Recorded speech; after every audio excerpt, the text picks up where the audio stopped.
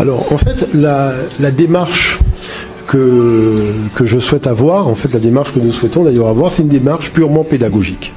Vous voyez, parce que il faut bien comprendre que il y a ce qu'on appelle l'historiographie des religions, puisque les choses apparaissent à des moments précis, et c'est la résultante d'un certain nombre de circonstances.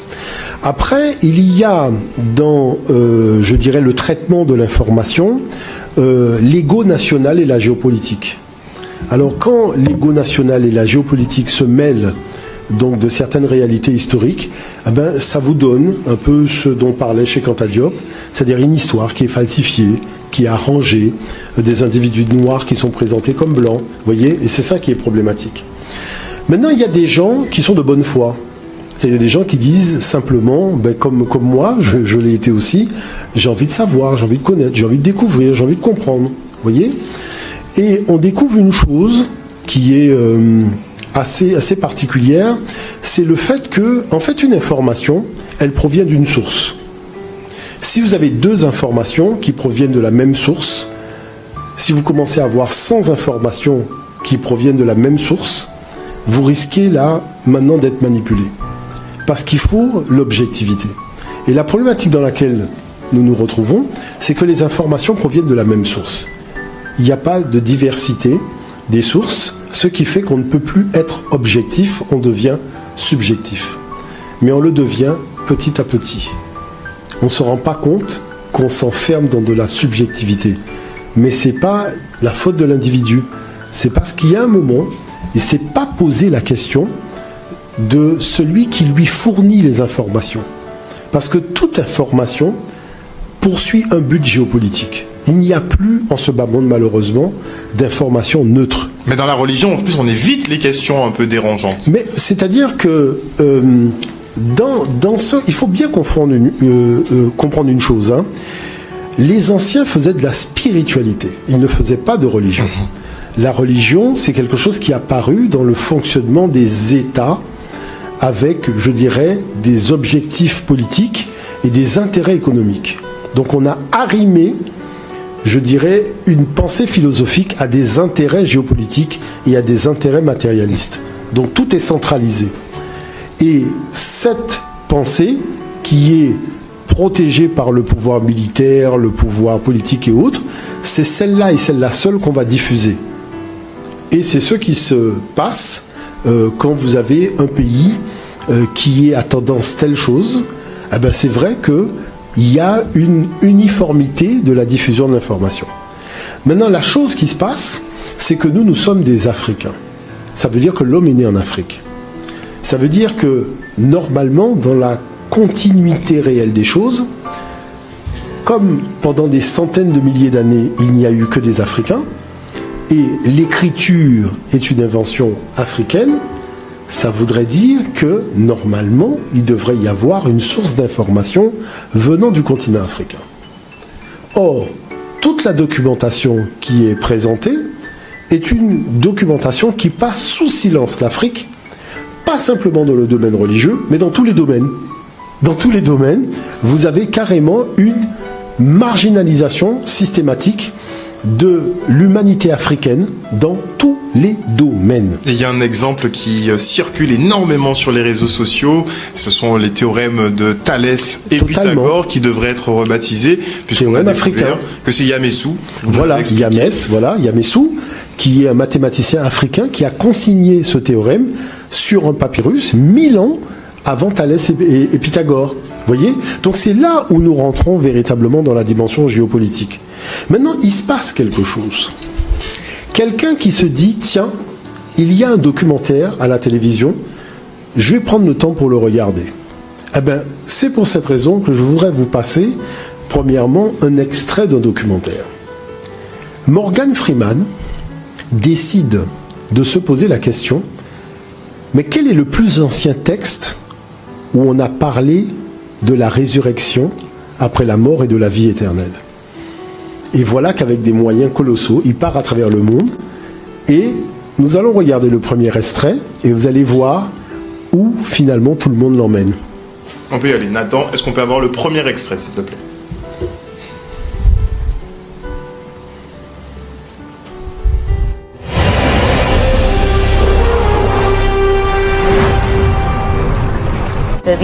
L'idée que les gens ont aujourd'hui de la résurrection a pris naissance ici, à Saqqara, il y a 5000 ans.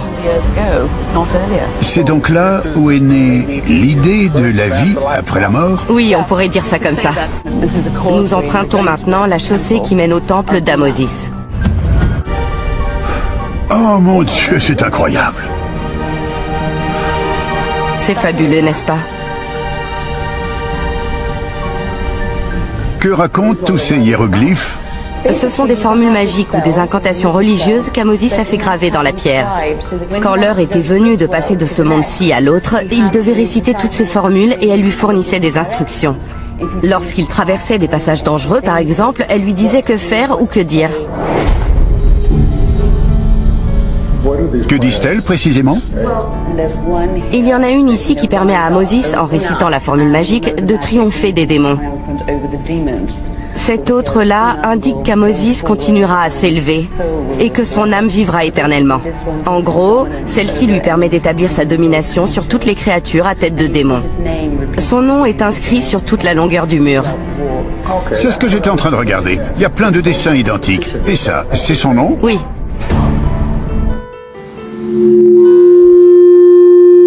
Petit Larsen. Merci Nathan. Voilà. Donc, vous avez vu le documentaire. C'est fabuleux. C'est-à-dire que vous avez Morgan Freeman qui dit « Mais j'aimerais bien savoir quel est le plus ancien texte religieux. » C'est-à-dire là où, pour la première fois, on a abordé la problématique de la vie après la mort. C'est-à-dire quelqu'un qui ressuscite d'entre les morts le 3e jour. Et vous avez vu où on l'a emmené? On l'a emmené en Afrique. Maintenant, ce qu'il y a de particulier, et l'erreur, vous voyez, ici, c'est que le spectateur qui regarde ce documentaire ne sait pas lire les hiéroglyphes. Effectivement. Regardons le deuxième document, mais par contre, je vais le commenter. Oui. Est-ce qu'on peut regarder le deuxième document?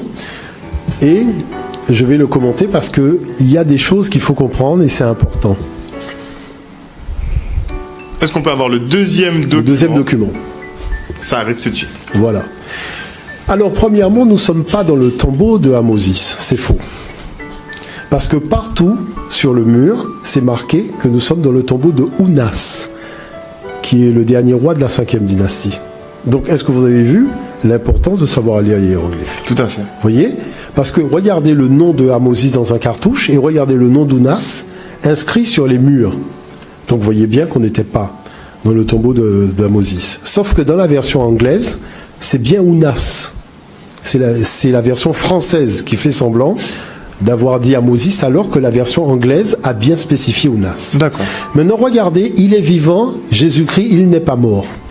Qu'est-ce que vous lisez sur les tombeaux? Donc, c'est-à-dire sur les textes, vous lisez, il est vivant, il est vivant, il est vivant, c'est Ounas, il n'est pas mort. C'est-à-dire la seule chose qui a changé, c'est qu'au lieu de mettre Jésus, on a mis Ounas. Mais le texte est le même. Et regardez, une vie après la mort d'Osiris à Jésus. Et qui a fait ça? Le monde de la Bible. Ok. Donc, qu'est-ce qu'on peut dire par rapport à ça? Il y a dans ce tombeau une somme d'informations qui dépasse l'entendement.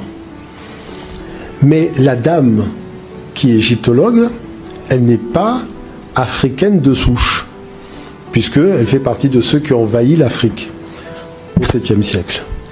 Donc elle ne peut pas, comme ça, sur une chaîne de télévision internationale, faire preuve ni de sincérité, ni d'objectivité. Elle a juste dit le minimum. Voilà le premier texte qui a parlé de la vie éternelle, qui est l'original de tous les autres textes qui vont parler, même ceux de la Bible. Vous voyez l'affaire? Maintenant, la chose, c'est quoi? C'est la première fois qu'on a la mention de Dieu unique. Vous avez vu qu'elle n'en a pas parlé. C'est la première fois qu'on a la mention du Fils de Dieu qui juge les vivants et les morts et qui leur accorde la vie éternelle. Elle n'en a pas parlé. C'est la première fois qu'on a le rituel du pain et du vin, c'est-à-dire le dernier repas. Elle n'en a pas parlé. Vous voyez ce dire par là? C'est la première fois qu'on a les prières, notre Père qui est Dieu. Elle parle de formule magique, mais lis la formule. Parce qu'effectivement, je vous salue Marie, ça peut être aussi une formule magique. Mais donc, quand elle s'est écrite sur un mur africain, c'est une formule magique. Mais quand c'est un livre Hein, ça devient une prière. Vous voyez comment on joue sur les mots? Donc qu'est-ce que je veux montrer simplement? Je veux montrer aux gens que le problème de fond, c'est que nous sommes en relation avec des civilisations qui défendent leurs intérêts. Et celui qui ne s'est pas armé de connaissances se fait manipuler. C'est pas une question d'être dans le vrai ou d'être dans le faux. La problématique de fond, c'est qu'aujourd'hui, il y a un grand jeu de dupes qui se joue sur la scène internationale. Et si vous n'êtes pas armé de connaissances, eh ben, on peut vous faire prendre des vessies pour des lanternes. La problématique de fond, c'est que ce mur, moi je le lis.